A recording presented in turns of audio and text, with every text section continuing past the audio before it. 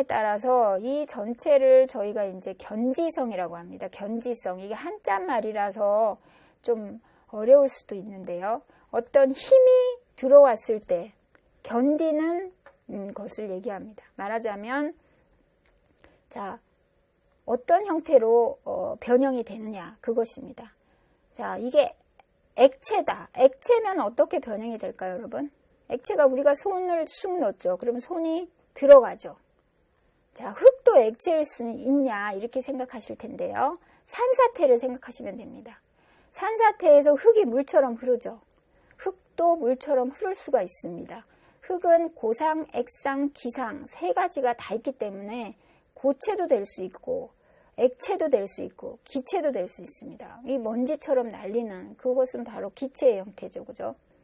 자, 그 다음에 여기서 수분 함량이 쭉 떨어지면은 가소성이라고 하는데 이것은 이제 저희 집에 클레이들이 엄청 많은데요. 그 클레이를 보면 알 수가 있습니다. 클레이를 보면 클레이처럼 이렇게 잘 뭉쳐지고 저희 아들은 이제 공룡을 잘 만드는데 공룡도 만들고 요즘에는 이제 허기워기라는 어제는 귀신을 만드는데 공룡도 만들고 귀신도 만들고 그런 식으로 내가 원하는 대로 이제 이렇게 모양을 변형시킬 수 있는 그런 가소성이 있습니다. 그러면 이 가소성은 사실은 포장용수량 상태에서 나타납니다. 포장용수량 상태에서 뿌리가 이렇게 내려갈 때 이 토양이 이렇게 옆으로 비켜줍니다. 부드럽게 유연하게 뿌리가 뻗을 수 있게 해주죠. 그런데 이 상태에서 농기계 작업을 하면 어떻게 될까요? 네, 농기계한테 다 농기계에 맞춰주죠.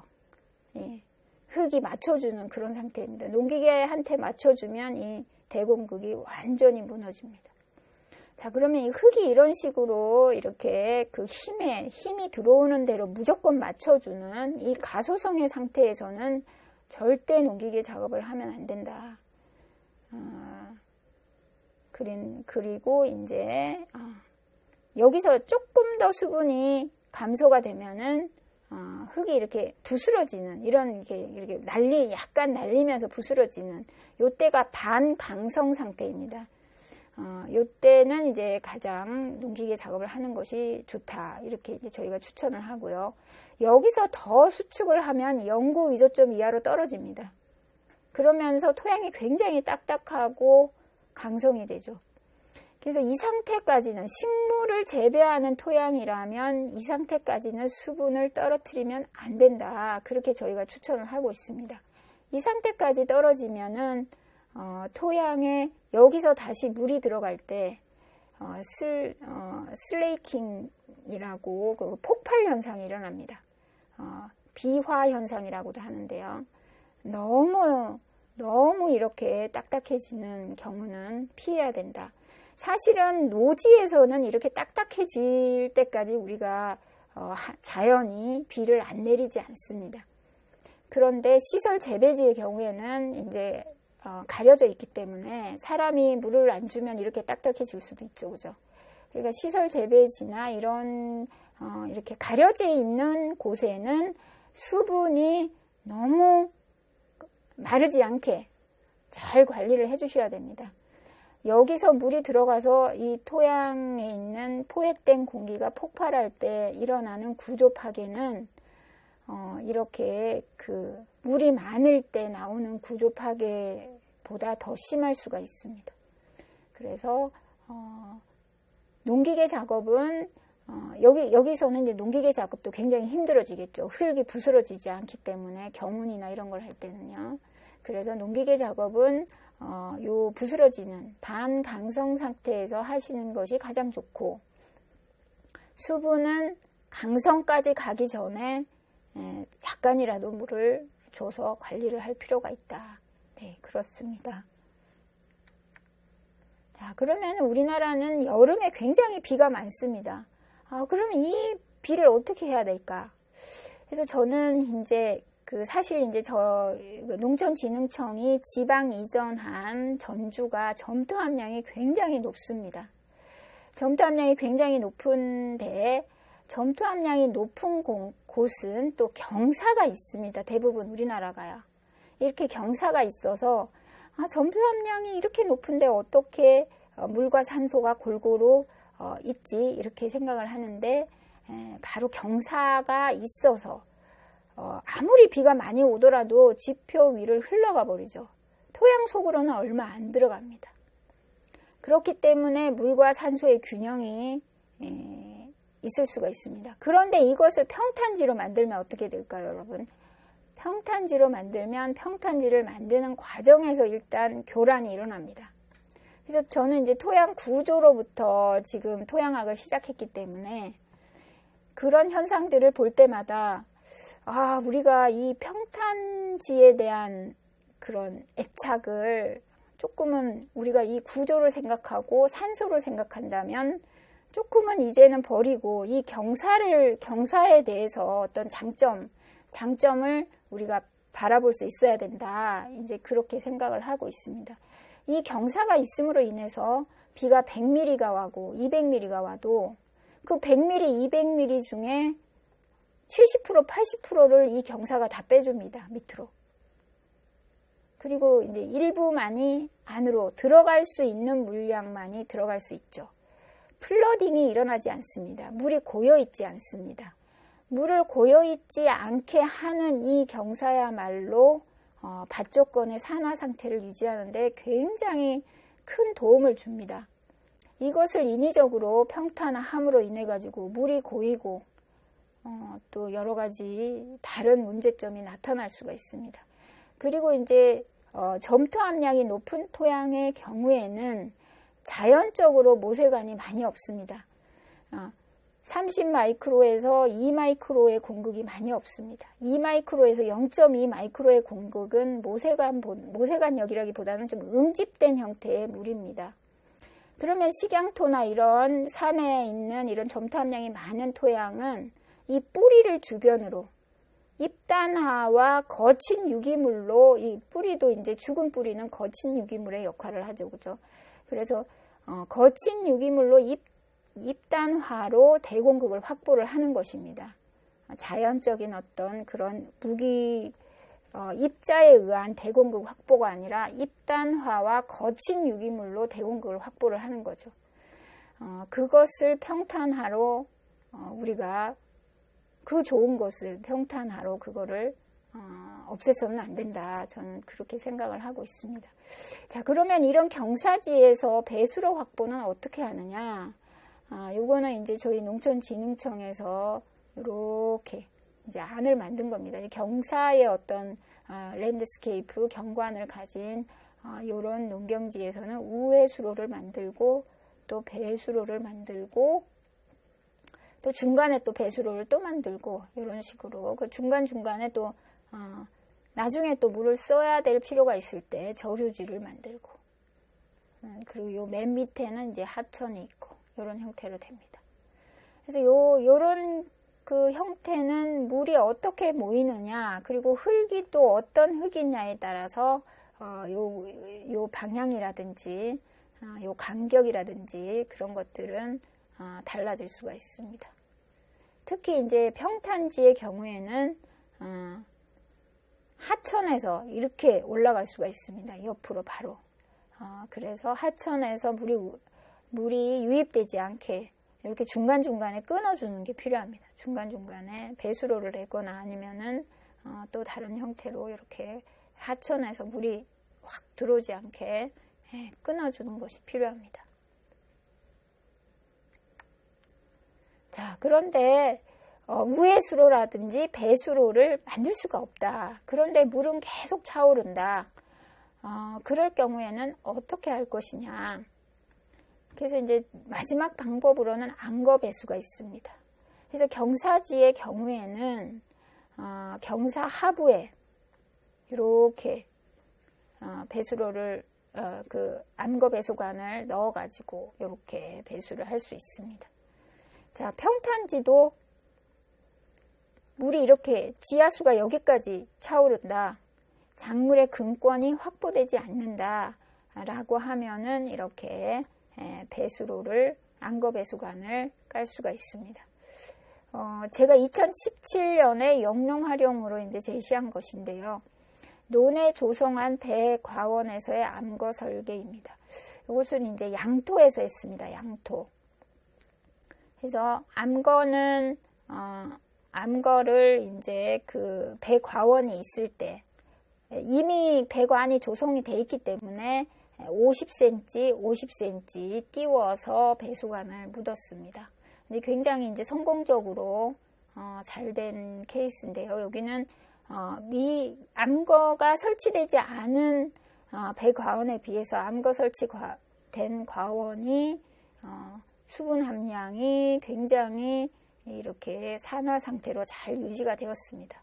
여기서는 이제 물이 고였는데 잘 빠지지가 않는 강우기에 이제 지하 수위가 25cm로 굉장히 높게 올라오는 그런 경우였습니다. 그리고 암거가 이제 70cm의 암거를 설치했는데요. 지하 수위는 80cm 이하로 이렇게 떨어지는 아주 좋은 경우였습니다. 그런데 이제 제 경험으로 봤을 때 사양토, 양토까지는 아까 말씀드렸듯이 우리가 모세관이라고 하는 한 2마이크로 이상의 공극들 그런 것들이 주로 있습니다.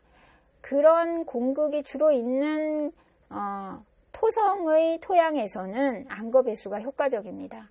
하지만 점토 함량이 한 28% 이상으로 넘어가는 그런 토양의 경우에는 저희가 이제 용액 샘플러라고 이렇게 다공성 컵을 이렇게 토양에 꽂아서 용액을 이렇게 샘플링을 하는 경우가 있습니다. 그런데 이 다공성 컵의 구멍보다 토양의 공극의 구멍이 더 작습니다. 그러면은 물이 모이지가 않죠. 다공성 컵으로요. 네, 그런 것처럼 그래서 샘플링이 굉장히 어렵습니다. 점토 함량이 많은 토양에서는. 마찬가지로 암거 배수관을 묻더라도 점토 함량이 많은 곳에서는 암거 배수관으로 물이 모이기가 힘듭니다. 그래서 우리가 이 점토 함량이 많은 곳에서 이런 식으로 물이 계속 차오른다면 바깥에서 좀 물을 차단하고 이렇게 두둑이나 이런 것들을 이렇게 올리면서 명거를 하는 그런 방법을 저희가 이제 추천을 드리고 있습니다. 저희가 이제 저희 선배님이 저희 그 지방 이전한 토양 비료과 포장에 아주 이렇게 표준이 될 만하게 두둑을 올리면서 명거를 설치하는 이제 그런 것들을 이제 설치한 사례가 있습니다.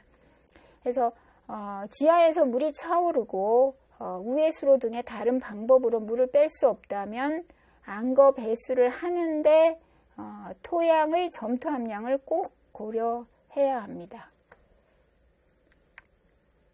자, 그리고 이제 비료의 얘기를 하도록 하겠습니다.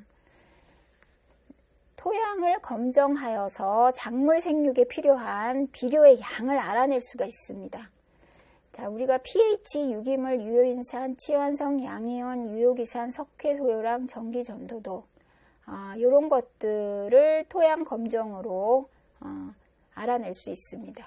그래서 이런 것들은 앞서 말씀드렸듯이 2mm 채를 통과한 마른 토양을 이용해서 검정을 합니다.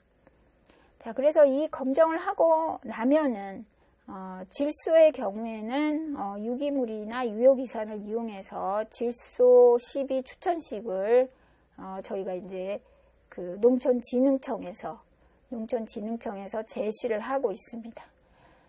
인산의 경우에는 유효인산으로 제시를 하고 있습니다.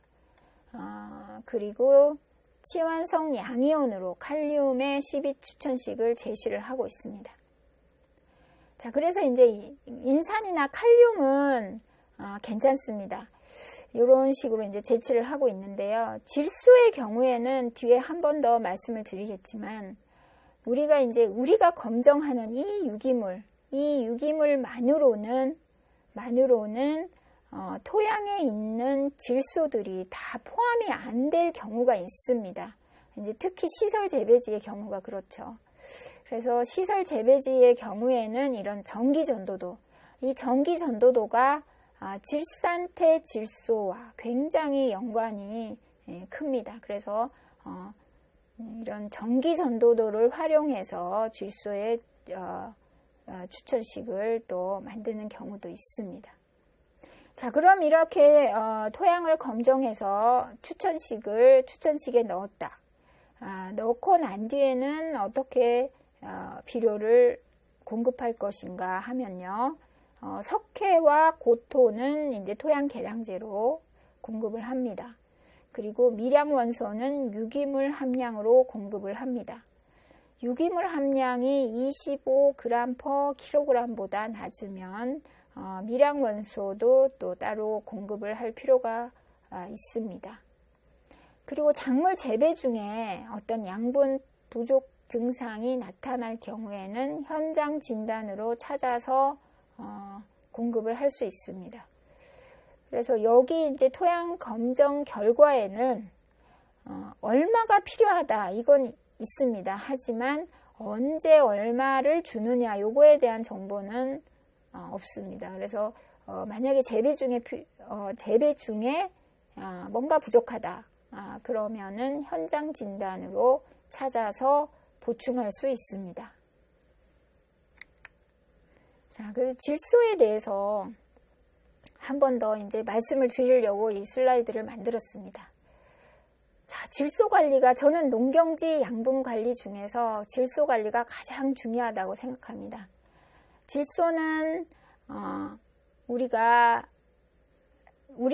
생각하는 그 질소가 맞습니다. 우리가 생각하는 그 질소가 맞습니다. 제가 이제 토양 비료과 농촌진흥청에 있을 때 어떤 사례가 있었냐면요. 어떤 농민이 이제 전화를 했습니다. 나는 정말 질소 비료 하나도 안 줬다. 하나도 안 줬는데 내 그 시설 재배 그 하우스 토양이 질산태 질소가 너무 많다 그러는 거예요. 이분은 이제 그 검정하는 그런 기기를 이제 사셔가지고 직접 검정하면서 이제 농사를 짓는 굉장히 열혈 농업인이시죠, 그죠? 그런데 본인이 한 게 있습니다. 그분이 하신 게 뭐냐면 2주마다 미생물 제재를 계속 넣었다는 겁니다. 근데 그분은 이 미생물이 질산태 질소로 간다는 걸 생각을 못하고 있었던 거죠. 그렇습니다. 모든 유기물들, 미생물, 요소, 유황, 산소가 충분한 조건에서 이 모든 것은 질산태 질소로 갑니다. 그래서 이것들을 우리가 다 어떻게 이걸 다 고려를 하느냐 이렇게 이제 생각하는 분들도 계시는데요. 이것들을 우리가 고려를 해야 됩니다. 사실은 이것에다가 플러스로 더 있습니다. 비가 옵니다. 이 비에 질소가 있을까요? 없을까요? 네, 질소가 있습니다. 왜냐하면 대기 중에 질소 산화물들이 빗물에 녹아서 떨어지기 때문입니다. 자, 하우스 안에 관계를 합니다. 그 관계수에 질소가 있을까요? 없을까요? 질소가 있습니다. 관계수에도 질소가 있습니다. 관계수에 질소가 있을 뿐만 아니라 보통 이 하우스는 증발이 많이 일어나는 조건이기 때문에 이 밑에서 올라오는 지하수에도 질소가 있습니다. 그래서 위로도 질소가 있고 아래로도 질소가 있고 이 질소는 토양에 굉장히 지금 과잉이 돼 있는 상태입니다. 그리고 과잉이 될 그런 환경 조건이 굉장히 많습니다. 물론 모든 토양이 그런 건 아닙니다. 우리가 이런 투입을 많이 하면 할수록 질산태 질소는 토양에 계속 많이 담아져 있을 수밖에 없습니다. 그래서 이 질산태 질소가 여기서 아무런 피해를 안 준다 그러면은 이제 괜찮아 그럴 수도 있습니다. 하지만 이 질산태 질소는 토양의 염농도를 계속 높입니다. 왜냐하면 토양에 흡착되지 않고 않기 때문에 물에 계속 녹아 있을 수 있기 때문에 뿌리를 둘러싼 물의 염농도를 계속적으로 높일 수가 있습니다. 그럼 노지에서는 또 어떤 현상이 일어나느냐? 노지에서는 비와 함께 이동해서 지하수를 오염시킬 수가 있습니다. 이게 굉장히 큰 문제 중에 하나입니다. 질산태 질소의 지하수 오염. 굉장히 큰 문제 중에 하나죠. 그러면은 이 질산태 질소가 염농도도 괜찮고 지하수도 괜찮은데 두 가지가 괜찮으면 과연 괜찮을까? 저는 아니라고 생각합니다. 그러면 이 질산태 질소가 어디로 가겠습니까? 식물로 갑니다. 식물에서 질산태 질소가 과잉이 돼 있다.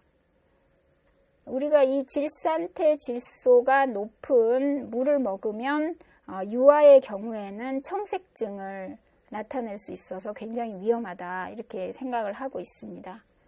마찬가지로 농산물의 질산태 질소가 지나치게 많다. 그러면은 사람의 건강에 유익할까? 이걸 우리가 한번 생각을 해보셔야 합니다. 그래서 우리가 지금 우리나라 농경지 관리에서 특히 이제 유기물을 많이 쓰기 시작하면서 유기물에 있는 질산태를 우리가 고려하지 않고 비료를 또 주기 때문에 이 질산태 질소가 토양에서 굉장히 많이 높아지고 있는 이 현실을 어떻게 멈추고 좀 더 적정 범위로 갈 것인가, 이 부분에 대해서 고민을 많이 해야 된다. 이렇게 생각을 합니다. 사실은 이제 저희 아버님도 농사꾼이셨습니다. 그래서 어렸을 때 이제 아버지가 농사를 아주 얼마나 연군해서 성실하게 많이 잘 지으셔가지고, 저도 그래서 이 토양을 하게 되지 않았나, 이런 생각을 하고 있습니다. 그래서, 우리가 결국은 이 문제를 해결할 분들은 여러분들, 이 농사를 짓는 농업인 분들이 아닌가, 저는 그렇게 생각합니다. 이 많은 것들을, 이런 연구소도 있고 다 있지만, 어떻게 일일이 하나하나 기준을 만들고 어떻게 하겠습니까? 그죠? 실제로 흙을 관리하는 분들이 이것들의 균형을 찾아줘야 된다. 이렇게 저는 생각을 하고 있습니다. 그래서 저도 이제 지금 요거 때문에 지금 고민을 많이 하고 있습니다. 제가 개인적으로 블로그와 유튜브를 운영을 하고 있는데요. 토양의 pH와 이 염농도의 문제를 우리가 어떻게 농업인들도 좋고 농산물도 건강하고 토양도 건강하고 어떻게 이렇게 다 건강한 방향으로 잘 방향을 지어갈 것인가, 이제 그것을 고민을 하고 있습니다. 자, 그러면은 이제 저희가 현장에서 일어나는 문제들을 한번 이제 예시를 들었습니다. 양분 불균형 환원 상태에서 pH 적정 범위 이탈로 가스 발생 및 양분 흡수 장애 등이 일어날 수 있습니다. 자, 이거 농촌진흥청에서 만든 자료입니다. pH 적정 범위를 벗어났다 이거죠, 그죠? 그러면 양분이 물에 잘 녹지 않습니다. 이제 앞서 한번 말씀드렸죠, 그죠? 이뿐 아니라 이제 가스 발생이 나타납니다. pH 7.5 이상에서는 한번 말씀드렸죠. 암모니아 가스 발생이 일어나고요. pH 5.5 이하에서는 아질산 가스가 발생할 수 있습니다. 자, 그리고 환원이 일어나면 이런 산소 부족으로 뿌리가 고사할 수 있습니다. 자, 그래서 우리가 이제 질문을 한번 질문으로 좀 요약할 수가 있습니다. 산소가 없으면 못 먹는 것은 딱 세 가지를 대라. 자, 산소가 없으면 뿌리가 활동을 못하기 때문에 물을 못 먹습니다. 그리고 인산을 못 먹습니다. 질소를 못 먹습니다. 이제 순서대로 이렇게 못 먹죠. pH가 높으면 못 먹는 양분은 인산을 못 먹습니다. 질소를 못 먹습니다. 또 철을 못 먹습니다. pH가 낮으면 못 먹는 양분은 인산을 못 먹습니다. 질소를 못 먹습니다. 칼륨을 못 먹습니다. 자, 그럼 예로 한번 들어보겠습니다. 토양 유효인산이 함량이 높아도 pH가 적정 범위를 벗어나면 작물이 인산을 잘 흡수하지 못한다. 자, 여러분 여기 pH가 8.2 그리고 유효인산 함량이 3106mg/kg입니다. 적정 범위의 6배입니다. 그럼에도 불구하고 pH가 8.2일 때는 물에 녹지 않는 불용성으로 존재합니다. 그래서 흡수 장애가 나타나죠. 그래서 pH를 이게 진한 인산하고 진한 질산입니다. 그래 이거 0.2%짜리로 희석해서 처방을 했습니다. 처방을 하니까 pH가 7.4로 이제 그래도 많이 떨어졌죠, 그죠? 많이 떨어지면서 유효인산은 700mg/kg 이렇게 이제 떨어졌죠. 떨어지고 수량은 3배가 늘어났습니다. 이런 식으로 이제 pH가 적정 범위를 벗어나면 작물에 굉장히 큰 장애가 나타날 수 있습니다. 이런 것들을 저희 지금은 퇴직하셨지만 농촌진흥청에 계셨던 김유학 박사님께서 이런 많은 현장 처방 진단 방법을 만들어 두셨습니다. 그리고 후배들이 잘 활용하고 있습니다. 자, 그 다음에 이제 유기물입니다. 그래서 제 땅에 환원하는 유기물이 아닐 때 선택한 유기물 자재를 잘 알고 토양에 사용한다 입니다. 자, 그리고 먼저 말씀드리고 싶은 것은 유기물이 이렇게 지표에 있을 때, 이렇게 지표에 있습니다. 유기물이. 자, 이렇게 지표에 있는 이 유기물이 입단화를 시킬 수가 있을까요, 여러분? 이 유기물에 있는 양분을 식물 뿌리가 많이 활용할 수 있을까요? 우리가 한번 질문을 해볼 필요가 있습니다. 실질적으로 입단화가 되려면 이 유기물은 어떤 형태로든 흙과 섞여야 합니다. 물론 이제 자연 생태계가 많이 발달이 돼 있다면 여기에 두더지가 왔다 갔다 하고 지렁이가 이렇게 왔다 갔다 하면서 섞어줄 수 있습니다. 하지만 또 우리는 두더지도 잡고 이거 많이 잡죠, 그죠? 또 이제 뿌리에 또 영향을 줄 수 있고 하기 때문에 그런 생물들, 이걸 토양을 경운해주는 생물들이 실질적으로 농경지에 많은 경우가 드뭅니다. 그럴 경우에는 옛날에 선배님들이 하셨듯이 이렇게 동그랗게 섞어주든지 아니면 이렇게 방사형으로 섞어주든지 어느 정도는 섞어줘야 된다. 그래야지 입단화를 높이고 여기 유기물에 있는 양분을 작물이 잘 이용할 수 있습니다.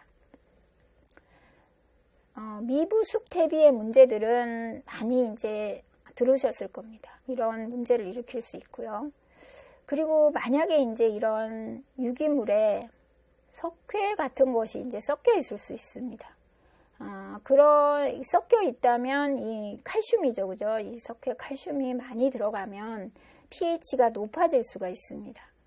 그래서 한 번 정도는 이런 스트립이라고 하죠, 그죠? 리트머스 종이 그런 스트립으로 한번 체크를 해보는 게 어떨까 이런 생각을 해봤습니다.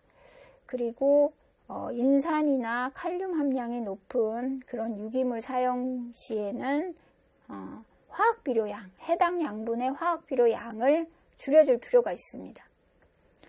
그리고 중금속이나 염분이 있는 유기물이라면 토양 건강을 위해 적정량을 지켜야 합니다. 사실은 이 중금속의 문제는 우리가 많이 안 다룹니다.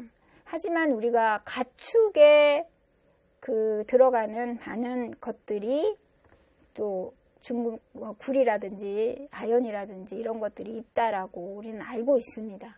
그럼 그 가축이 똥을 싸면은 거기에도 굴이나 아연이 있을 수가 있겠죠, 그죠? 그래서 그런 것들이 이제 적정하다면 괜찮겠지만 지나치게 많을 수도 있죠, 그죠? 그래서 이제 그런 부분에 대해서 우리가 일단은 알고는 있어야 된다. 근데 염분의 경우에는 이제 음식물 쓰레기가 있죠, 그죠? 이제 퇴비에 음식물 쓰레기가 일부 포함이 돼서 나오기 때문에 나오는 퇴비들도 있기 때문에 이 염분도 우리가 고려를 해 주셔야 합니다. 그리고 이제 먼저 말씀을 드렸듯이 이 부식은 점토와 결합을 해야지만 분해에 안정한 콜로이드성 유기물로 오래 토양에 남아있을 수가 있습니다. 그래서 만약에 내 땅이 모래가 많은 토양인데 그 모래가 많은 토양의 부식 농도를 증가시킬 수가 있을까요? 부식 상태의 유기물을. 그거는 한계가 있습니다. 그래서 그 토양의 점토 함량은 여러분들이 어느 정도는 알고 있으셔야 됩니다. 그것은 여러분들이 이제 만져서도 알 수 있고, 뭐 흙토람이라든지 그런 이 농촌진흥청에서 제공하는 데이터로서도 알 수 있습니다. 자, 이제 마지막 슬라이드입니다. 자, 우리나라 농경지 토양 관리를 어떻게 할 것인가를 일단 제가 좀 길게 마지막 슬라이드는 좀 길게 썼습니다. 그래서 우리나라 농경지는 경지정리, 농자재 투입, 시설 재배 등으로 사람에 의해 많이 바뀐 토양부터 개간지와 같은 자연 토양까지 매우 다양하므로 제 땅을 알고 투입 자재도 잘 알고 관리한다. 네, 이것입니다. 그래서 우리가 사실 이런 아는 것이 힘이다. 자, 우리 토양을 잘 관리하기 위해서는 저는 일단 알아야 된다. 이렇게 생각을 합니다. 제가 이거는 이제 마지막에 제가 연구했던 것입니다. 전국의 과수원을 대상으로 종합적으로 우리가 토양을 한번 알아볼 필요가 있다. 그래서 여기 사과원입니다. 이게 사과원의 층위별로 이렇게 구분을 하고 토성과 점토 함량을 측정하였습니다. 그래서 표토는 사양토지만 밑에 양토로 가면서 여기 T라는 게 직접층이라는 의미입니다. 여기서 이제 물의 이동이라든지 이런 것들이 많이 막히기 시작했습니다. 그 밑에도 좀 많이 막히고 이렇게 되죠, 그죠? 그리고 이제 실제로 그러한지 토양 수분 센서로 이렇게 측정을 해보았습니다. 정말 이 40cm 여기 좀 밑으로는 물 수분 함량의 변화가 거의 없습니다. 그러니까 물의 이동이 물이 내려가지 않는다는 얘기죠, 그죠? 물의 이동이 거의 없다는 것은 이쪽으로 물이 거의 내려가지 않는다는 얘기입니다. 여기 표토에서 거의 늘어났다 줄어났다 그러면 여기 물이 고이지 않을까 할 텐데 고이지는 않습니다. 왜냐하면 여기가 일정 정도 경사가 있고 또 여기서 이제 수평 배수가 일어나죠, 그죠? 옆으로 이제 물이 빠지기 때문에 물이 고이지는 않지만 여기 밑에까지는 수분을 이용할 수가 없습니다. 근권이 이용하는 수분이 거의 40cm, 50cm 정도로 이렇게 제한이 되죠, 그죠?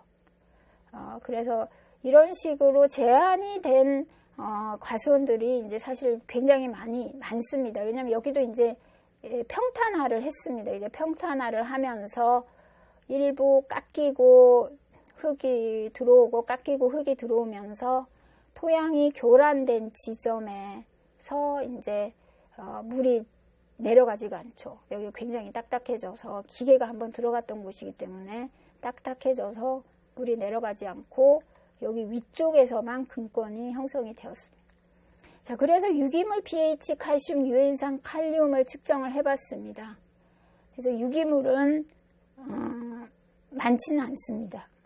자, pH와 칼슘을 비교를 해봤습니다. 그러면은 여러분들 pH와 칼슘이 그렇죠. 칼슘 농도가 높으면 pH가 같이 높아지는, pH가 7 이상으로 높아지는 이런 것이 이제 바로 나타나는 것을 저희가 확인을 했습니다.